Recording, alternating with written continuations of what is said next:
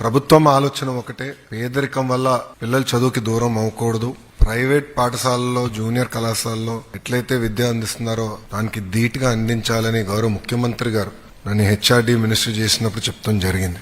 Secretariat లో కూర్చుని మేము అనేక నిర్ణయాలు తీసుకుంటాం, కానీ ఆ నిర్ణయాలు అమలు చేసేటప్పుడు మేము అందరం ఫీల్డ్కి వెళ్తాం. దాంట్లో ఒక నిర్ణయం గవర్నమెంట్ జూనియర్ కళాశాలలో మధ్యాహ్న భోజనం పథకం. నా ఆలోచన ఏంటంటే గతంలో పెట్టాం, మధ్యలో తీయేస్తారు, మళ్ళీ తీసుకురావాలి, అట్లనే నేను ఆలోచించా. కానీ నేను ఎప్పుడైతే పాయకాపురంకి వెళ్ళి చెల్లితో కూర్చుని మాడుతూ ఉన్నాను, ఆమెతో భోంచేస్తూ మాడినప్పుడు ఆమె చెప్పింది, నాకు అమ్మ నాన్న లేరు, మా అమ్మమ్మ నన్ను గత 10 సంవత్సరాలుగా చేపలు అమ్మి చదివిస్తుంది. మీరు ఇచ్చిన భోజనం వల్ల ఈరోజు మా అమ్మమ్మ పైన భారం తగ్గిందని చెప్తాం జరిగింది.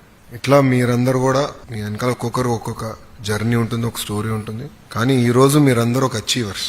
గతంలో ఏదైతే ప్రభుత్వ పాఠశాలల్లో మంచి మార్కులు రావు అని ఏదైతే ఆ ముద్ర ఉందో, ఆ ముద్రని చెరిపేసిన వ్యక్తులు మీరు. వాస్తవంగా ఒక మాటలో చెప్పాలంటే ఇక్కడున్న మీరు ఆంధ్ర రాష్ట్ర ప్రభుత్వాన్ని, ప్రభుత్వ విద్య పరువుని కాపాడిన వాళ్ళు అవుతారు.